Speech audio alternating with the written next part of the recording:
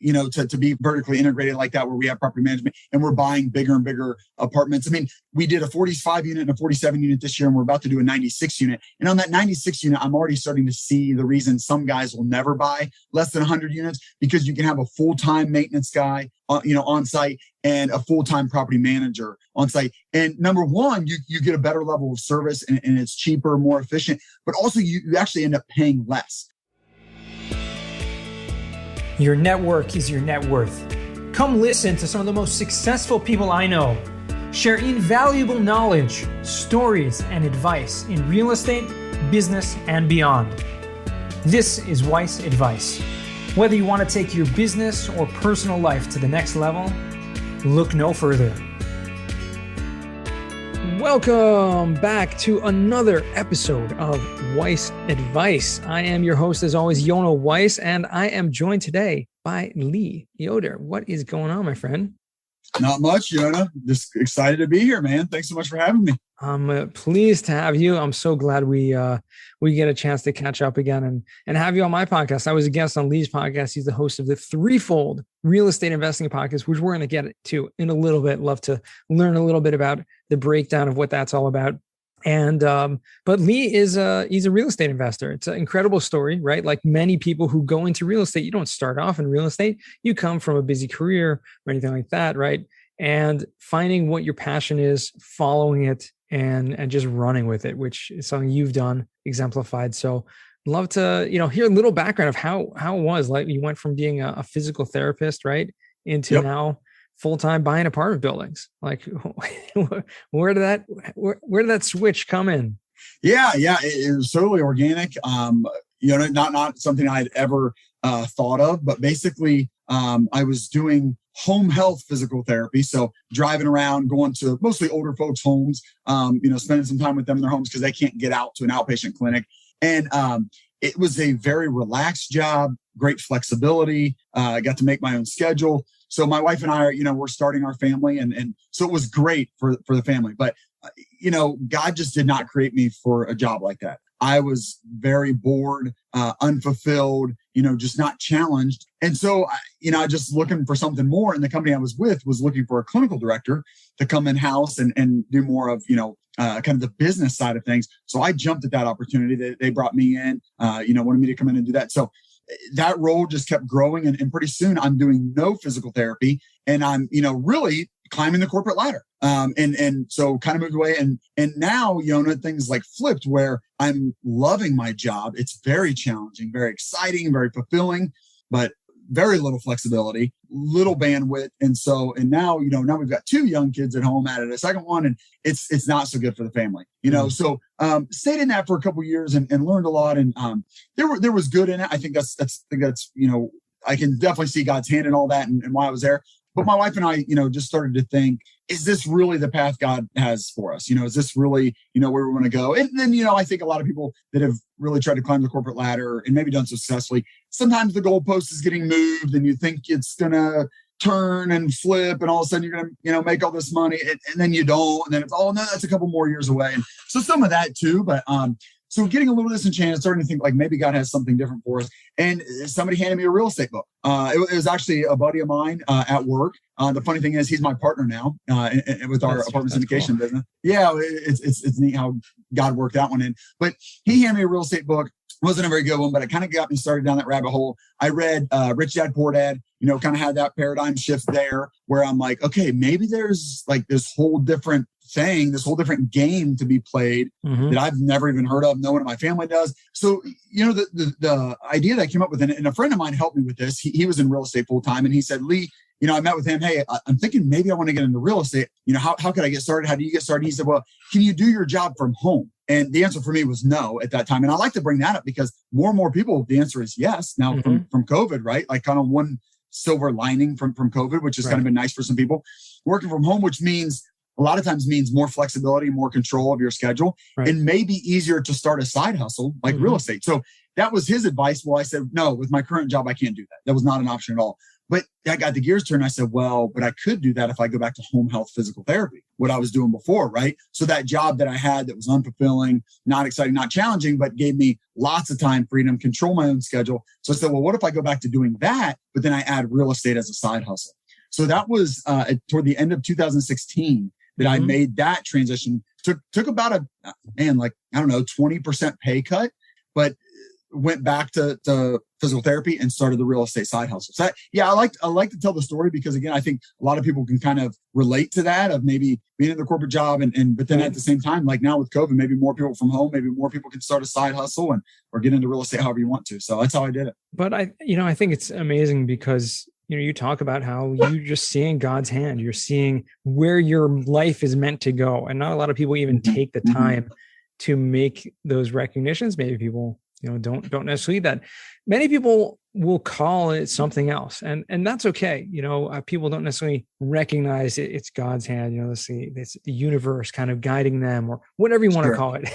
You may have a different name for it. It's really the same thing. But the point I'm trying to make here is that it takes a lot of kind of self-awareness to understand that, and to see, especially in your circumstance, where you were willing to take a pay cut, a significant one at that, in order to kind of fulfill what you deem to be your, kind of your path in life, and where it's led you until now.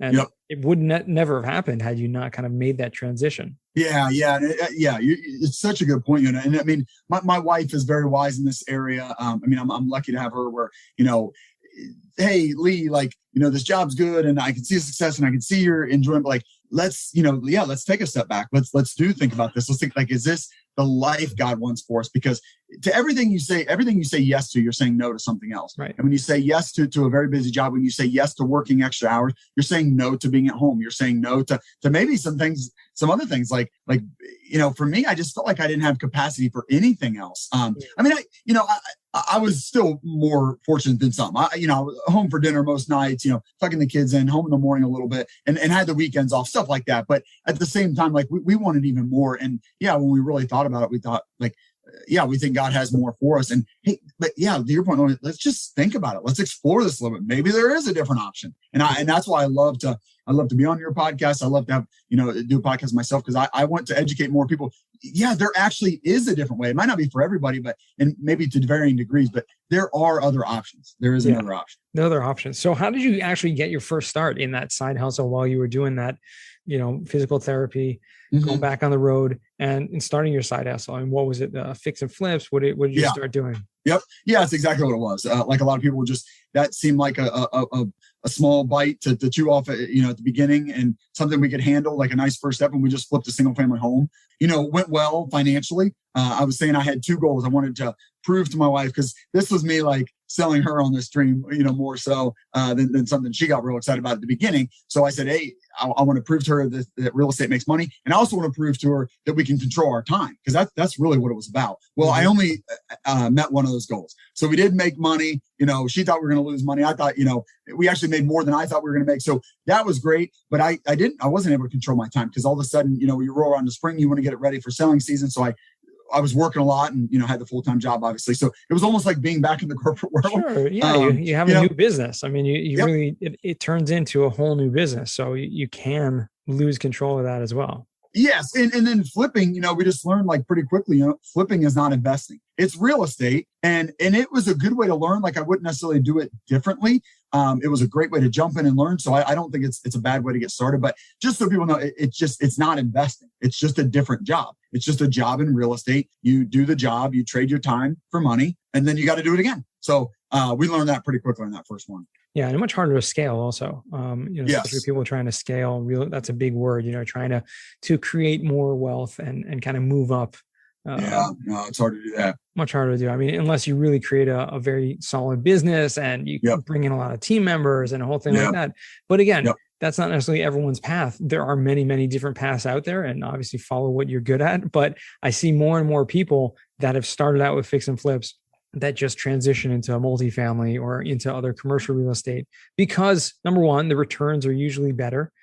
You have a lot more control of your time, like you said, especially if you build the right teams. And, the the tax benefits that come along with it are certainly beneficial, which you don't get with fix and flips. Well, and you get continued income, residual income, right. And it can be, varying levels of passive income, but it can be passive income that continues as long as you own the building. With fix and flip, you sell, you make a chunk of money. Yeah, you get taxed on it pretty hard, and then you got to do it again. You buy that same single family home, just even if it's, I like multifamily, but even that single family home, we rent it out. You're not getting crushed with taxes, and you continue making money for 30 years if you want to, as long as you own the building. It's very different than just selling it, making a chunk, and having to do it again and again and again. So how did you come to that realization and kind of take a step back and look at the long-term goals, which essentially were not just to make money with real estate investing, but to get back more of your time, to be able to invest more time with the relationships with your family. That obviously took a lot of, prioritization and really discipline to be able to, again, take a step back, figure out what are the long-term goals here? How can I get there? Like, what was your process for getting there? So, a couple of things. One short thing is the whole time I'm doing this, I mean, while I'm driving around to different patients' homes, I'm listening to podcasts, I'm listening to, audiobooks, podcasts like yours, Jonah, and while I'm flipping, I'm doing that. And I'm listening to guys that are saying like, hey, flipping's not investing, flipping's just a different job. And guys saying like, there's so many economies of scale when you buy bigger multifamily, go bigger, faster. And so I'm hearing all these things, and then I'm seeing it play out, in front of me, and I'm going, okay, yeah, like I see what these guys are talking about. So yeah, I'm seeing that. The other thing that's really cool is God, gave me my wife and gave me her, for a reason. And she's, again, very different from me. And it's just played out in a really cool way where it's often frustrating to me because, she's just more risk adverse and didn't want to jump, head over heels into this. But because she's wiser in that way and slows us down, it's really allowed us to progress more quickly toward the end goal, and like make less mistakes for sure, but with less transactions. So, I'm the type, like when I jumped into flipping, I mean, while we're doing our first flip, I was, ready to find our next one and like get this going, right? Like crank it up, do a bunch of flips. But that was never my goal. My goal was never to just flip a bunch of houses. My goal was always to own apartment buildings. I knew that from pretty early on, that I wanted rentals. I wanted to own rentals. I wanted a property management company managing them. I want to get that. But I thought, I'll start with the flip. So like just the way I think and the way I operate, I would have jumped in and done a bunch of them. And I know different multifamily guys that are in apartment buildings are like years beyond me that said, oh man, it took me a few dozen flips to realize flipping is not investing. And then I transition on. Well, one, I have those guys saying that in my ear, right. But two, my wife's going, Lee, step back. Like you told me this was going to be like, we could control our time. And this was going to be good for the family. Like this isn't what you sold me on. And so because, she's like, let's take a break and think about this. No, I don't want to jump into another flip like that. That was not good. That's not what you said as far as controlling time. So during that period, of me like being forced to slow down, I went, yeah, you're right. Why would we do this again? Let's get into multifamily. So the very next one was a duplex. And again, not a huge step, but right out of single family, right into multifamily, and getting, and then, we had that rented for a little bit and getting to see that residual income. And then kind of same thing, like, hey, let's slow down. That went well, but hey, I thought you said you wanted to get into bigger stuff. And then the very next one was a 16 unit. So in just 3 deals, we're from single, duplex right into a 16 unit multifamily. And it was really a lot because of my wife, just being geared differently, God gifting her in different ways and wiring her differently to say, let's slow down. And again, I would have taken so many more steps, but they'd have been like all these little steps. Instead, we took, fewer steps, but much bigger steps to get really, I mean, and then the end story is, like I'm blown away by God's provision for us and where he has us today. And the whole time, it's like, I think we're moving slower. Like I want to move so much faster. And yet in a couple of years, we're so much farther than I imagined possible. So it just neat how God's worked through that and through my wife a lot. It is. And is she involved in like the day-to-day of the business at all, or just kind of like just that wise counsel?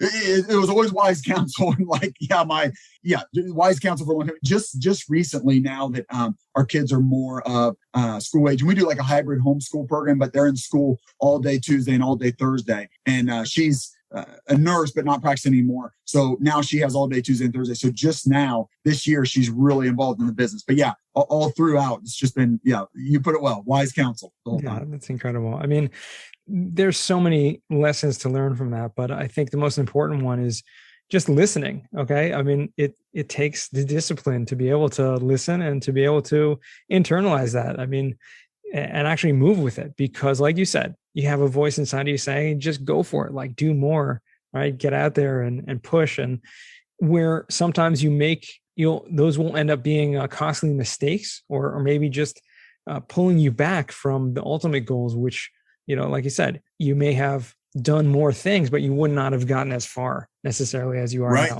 Yeah, I totally believe that. Yep. So now you're doing like much larger commercial deals, right? You're looking to find bigger multifamily properties, larger. What's the ultimate goal? I mean, is there an ultimate goal out there, or what's the 5-year, 10-year? I don't know.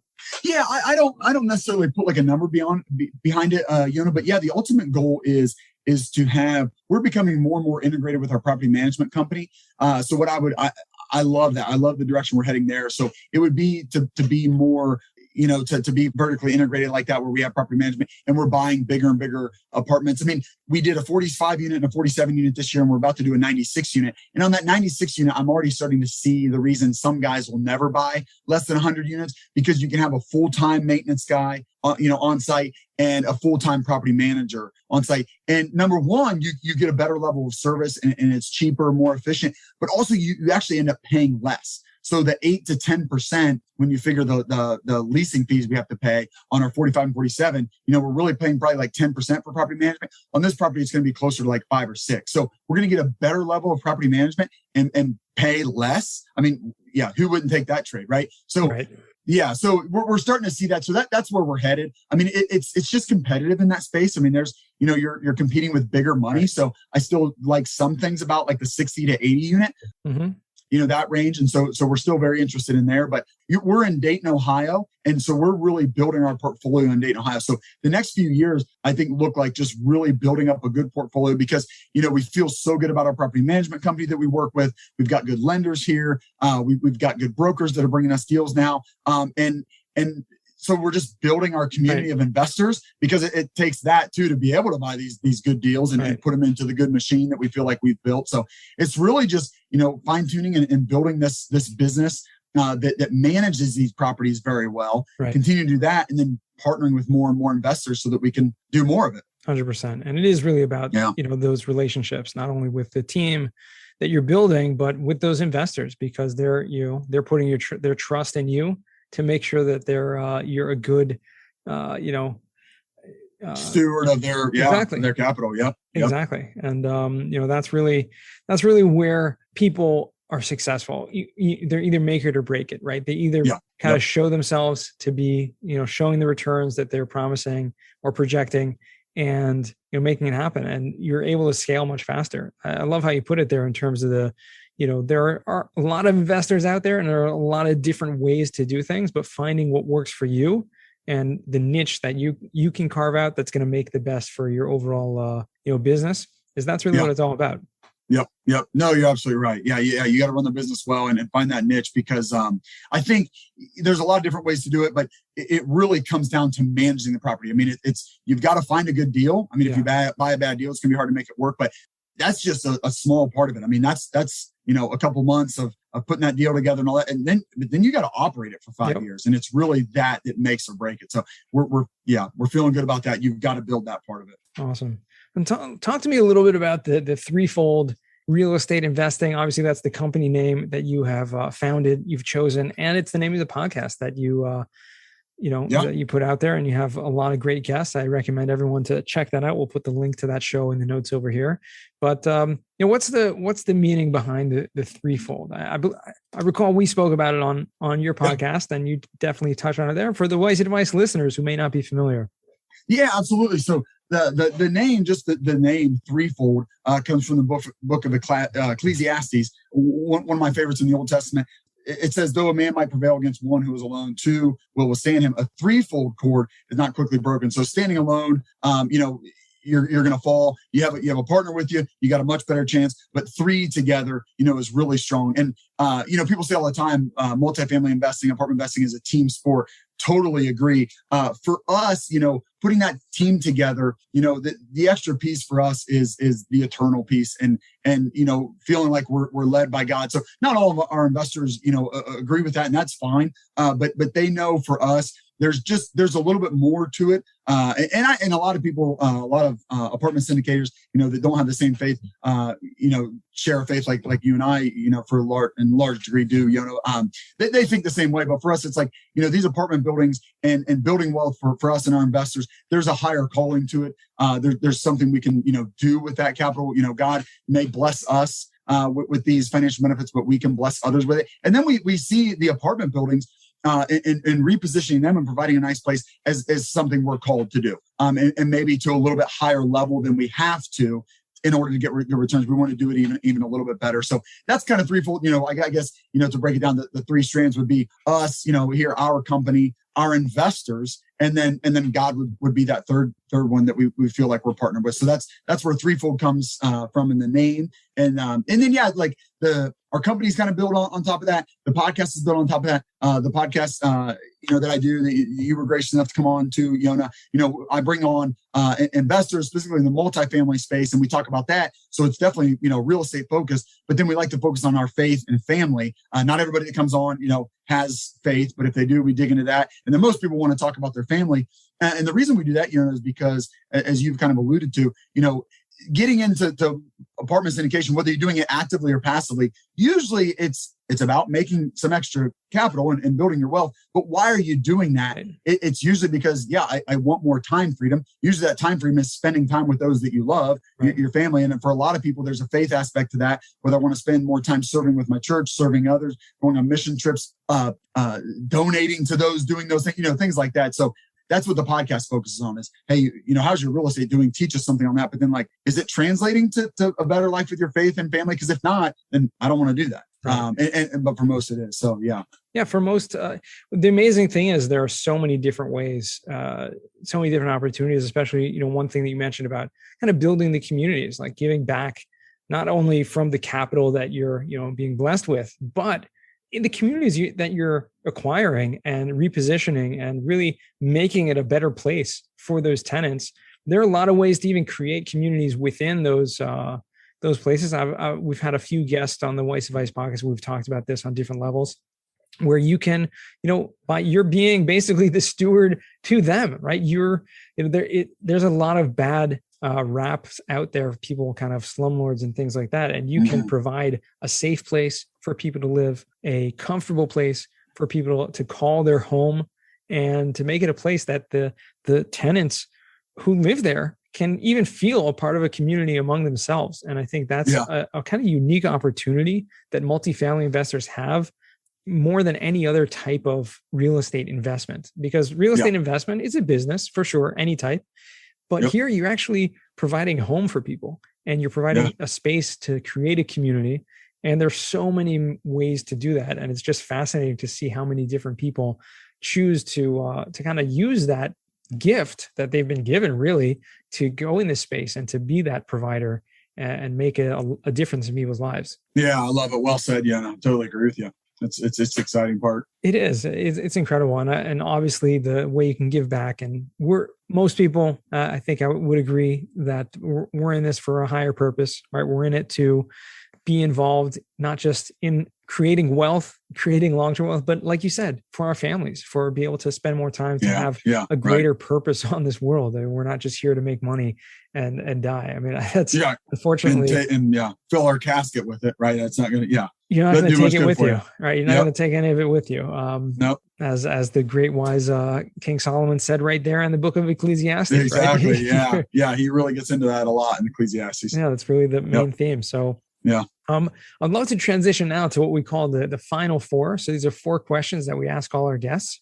Lee, so the first question is going to be, what's the worst job that you ever had? Oh man, the worst job. I definitely don't want to say physical therapy, even though it wasn't a long-term career. It was great being with my patients and getting to talk with them, often praying with them because they're just getting out of the hospital. So it was really, really cool opportunity for me. I guess I've kind of liked all mine, but I worked at a greenhouse and moving flowers around, and I don't know, I didn't like that, but I love my boss. It was still a good job. I guess I don't have a good answer because I've liked all my jobs, but I'll go with that one. All right, so we'll take that. That works. Okay. Second, I want to hear about a book that you've read that's given you a paradigm shift. And there may have been many, but if you could think of one. Sure. I won't delve into the Bible anymore. I think Ecclesiastes is a great book.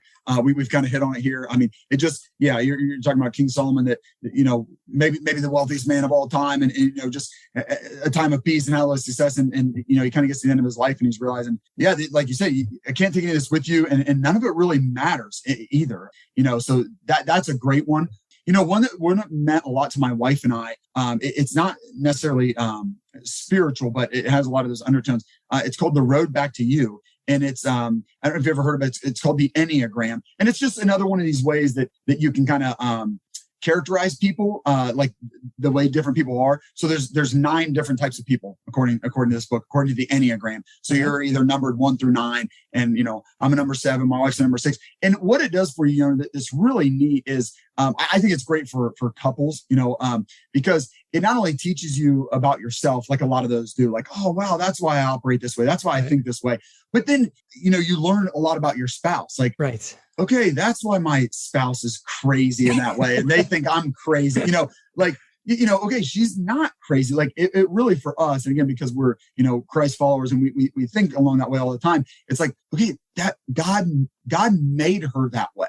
So it's not that this book is like telling, but it's just so true. Like you read it and I'm like, yeah, that is her. And you realize like a bunch of people were wired that way. And that's just how God created her. So why would I try to change her? I'm not going to be able to, for one, but that's how God created. And there's so much good in that, but you kind of need to live into that and for each other. So if you're married, I think it's a great book to learn more about each other. That sounds great. Yeah, we'll put that in the show notes. It's a new one for me. And I'm sure, obviously teaches you a lot of empathy and teaches you a lot about, how to listen and how to understand other people. So it sounds like a good one. Yeah, it is. I'll definitely add that to the list. Third question, what's a skill or talent that you would like to learn? Well, this probably isn't realistic because I'm not made this way, but I would love to know an instrument. I don't, that's like left side brain. I don't have that. I don't use that part of my brain. I don't think, man, I would love to be able to do that because I think it's so cool. People that, I don't know, you have a gathering and somebody can play the piano and do stuff like that. That would be cool. I'd like to learn an instrument like piano or guitar, but it's not going to happen for me. Since you asked, that's what I'd like to learn. You never know. Yeah, maybe in retirement. You put your mind to it. Yeah. Can do anything. Okay, that's awesome. So I want to, what does success mean to you, Lee? Success to me, is glorifying God and following Christ, first and foremost. What I think God calls us to, the first and second greatest commandment, love God and love people. That's what, Jesus referred back to and said that those are the greatest two. So, that's what success looks like for me. How real estate ties in that specifically is, some of the things you brought up. I think we can do that through, the apartments that we invest in. And then for myself and our investors, hopefully that provides a return, some wealth, some freedom to then pursue those things, to love not only my family. I mean, that's first for me as far as people go, but then others, loving others, loving our neighbors and those around us. And sometimes when you, have some more time freedom, when you have some more financial freedom, you can do some cool things. So for me, it looks like just using any skills or talents that God has given myself and my wife and our family, and working very hard, and then being good stewards of what God blesses us with. And the ultimate goal is we get home one day and God says, well done, good and faithful servant. That's the ultimate success at the end. There you go. There you have it. Well said. And, there's a lot can be learned from you. And I'm glad that you took the time out today to spend with us. And hopefully our listeners have enjoyed this. Where can they find you or reach out to you if they want to? Yeah, well, thanks. The pleasure's all mine being on here. But yeah, I'd love to talk to anybody that just wants to talk real estate, wants to hear more about us, anything like that. Jump on our website. We've got a free ebook on there too called 5 Steps to Passive Income for the Full-Time Dad. We love just, dads and moms, but we like, talking about, hey, even if you don't have the time to do this actively, like you can get in passively and it can still in a small way change your life for the better. But if you go to Threefold, so spell it out, THREFOLD, Threefold REI as in realestateinvesting.com. That's the website. Everything's there. Our email is just like that, but with info in front of it. So info @threefoldrei.com. But jump on the website, download the free ebook, email us. you can find me on LinkedIn and Facebook, stuff like that too. But yeah, I would love to talk with people. Awesome. Well, thanks again. This has really been a pleasure. And I'm glad we got a chance to talk through this. This has really been enlightening. And I hope our listeners enjoyed this. And I wish you tremendous continued success. Thanks, Yoder. You as well. God bless. Yeah, God bless. And to our listeners, don't forget, the best advice comes only when you ask. Real quick, I have one question for you. Did you like this episode? If you did, I want to ask you a huge favor. See, the biggest thing that helps this podcast grow and that will spread this message to the whole world is that if you leave a review, a rating, and subscribe to the podcast. What that does is it basically tells the platforms that this podcast is out on is that you like my stuff and I'm doing something right. So take a few seconds out of your day, hit that subscribe button, leave a rating or review. I would be extremely grateful. Also, I want to hear from you guys. So I want to hear some feedback. If you have any questions for future episodes, please find me on LinkedIn, send me a DM, a connection request, Yona Weiss, and I'd love to hear from you.